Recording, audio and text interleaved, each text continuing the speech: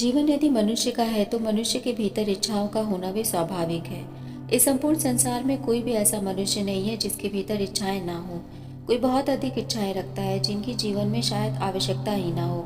कोई कम इच्छाएं रखता है, कोई उतनी ही इच्छाएं रखता है जितनी की जीवन यापन के लिए उचित होती हैं। अब प्रश्न उठता है कि मनुष्य के भीतर इच्छाओं का जन्म क्यों और कैसे उत्पन्न होता है। क्या मनुष्य जन्म लेते ही इच्छाएं करने लगता है?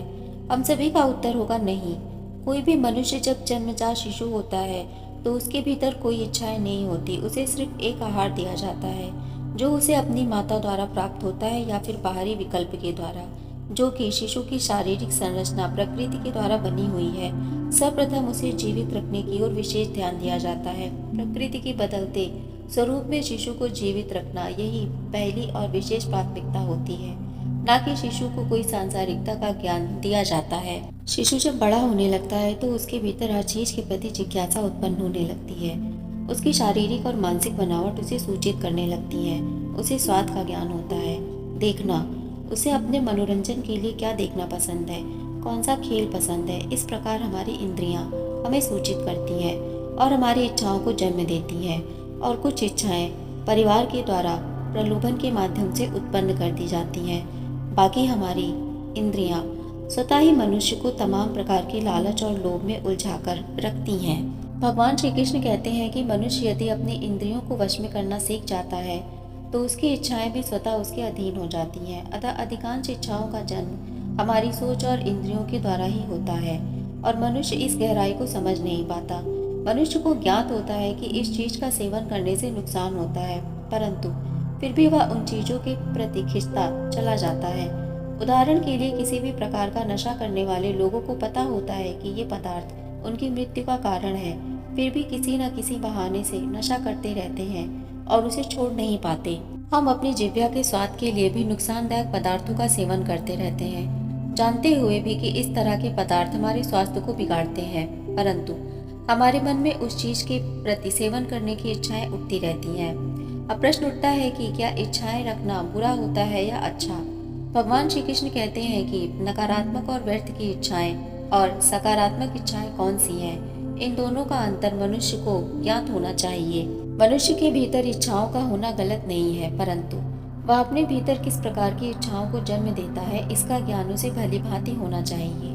यदि कोई मनुष्य समाज में बेसहारा लोगों की सहायता करना चाहता है, उसकी इच्छा है कि कोई भी बेघर ना हो, सबको शरण मिले, वह चाहता है कि किसी के साथ कोई अपराध ना हो, वह इस दिशा में कार्य भी करता है, परंतु इसमें कोई कुटिलता नहीं होनी चाहिए, कोई स्वार्थ नहीं होना चाहिए, कोई गलत उद्देश्य नहीं होना चाहिए, मात्र सेवा भाव और समर्पण ही होना चाहिए। ऐसी इच्छा सकारात्मक इच्छा है जहाँ लोगों का कल्याण समाहित है। और यदि कोई व्यक्ति ईर्ष्या, द्वेष और जलन के कारण किसी व्यक्ति का बुरा चाहता है और उसी दिशा में कार्य करता है, तो ऐसे व्यक्ति के मन में नकारात्मक इच्छाएं ही जन्म लेती हैं और ऐसे मनुष्य के विचार भी घृणित होते हैं। मनुष्य का इच्छाएं करना गलत नहीं है, परंतु अपनी इच्छाओं पर एक बार पूर्ण विराम लगाकर विचार अवश्य करें कि आपकी इच्छाएं आपको किस ओर ले जा रही हैं। ऐसी इच्छाएं कभी ना करें जिनमें किसी को नुकसान पहुंचाने के लिए आपकी बदले की भावना छुपी हो। आपकी इच्छाएं सकारात्मक और प्रगतिशील होनी चाहिए, जिससे आपके मनोबल का विकास हो, जहां आप स्वयं के साथ लोगों का भी भला कर सकें, जिसमें आपकी सफलता निहित हो। अर्जुन श्रीमद् भगवद गीता में भगवान श्री कृष्ण से पूछते हैं कि मनुष्य अपनी इच्छाओं पर किस प्रकार विजय प्राप्त कर सकता है। भगवान श्री कृष्ण कहते हैं कि मनुष्य यदि अपने विचार और अपनी इंद्रियों पर नियंत्रण प्राप्त कर ले तो वह अपनी इच्छाओं पर भी विजय प्राप्त कर सकता है। इसे प्रयोग और अभ्यास के द्वारा किया जा सकता है, जिसमें मनुष्य का दृढ़ निश्चय और संकल्प समाहित होता है। मनुष्य के भीतर यदि कोई इच्छा उठती है तो मनुष्य उस इच्छा की पूर्ति के लिए कोई न कोई कार्य करता है। कार्य करने से पहले और किसी भी प्रकार की इच्छा का उत्पन्न होने के बाद मनुष्य को स्वयं से प्रश्न करना चाहिए कि इस इच्छा की उत्पत्ति का कारण क्या है। ये इच्छा आपके मन में कहां से और किस प्रकार उत्पन्न हुई? क्या इस इच्छा की पूर्ति के लिए आपको कार्य करना चाहिए?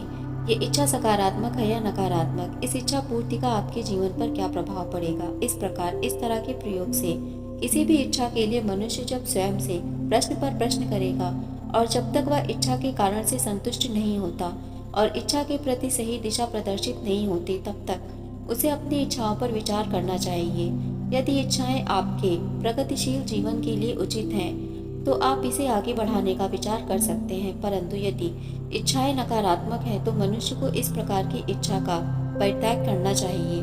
कई बार हमारे विचार सकारात्मक होने के बावजूद हम गलत इच्छाओं के मायाजाल में फंस जाते हैं, क्योंकि हमारी इंद्रियां हमारे मन और मस्तिष्क में उतार चढ़ाव और भ्रम पैदा करती हैं, हमें गलत मार्ग की ओर खींचती हैं। अतः जो मनुष्य दृढ़ निश्चयवान और दृढ़ संकल्पवान होता है, वही मनुष्य अपनी इच्छाओं पर विजय प्राप्त कर अपनी इच्छा शक्तियों को जागृत करता है, जो उसकी अद्भुत इच्छा शक्ति का स्रोत होता है।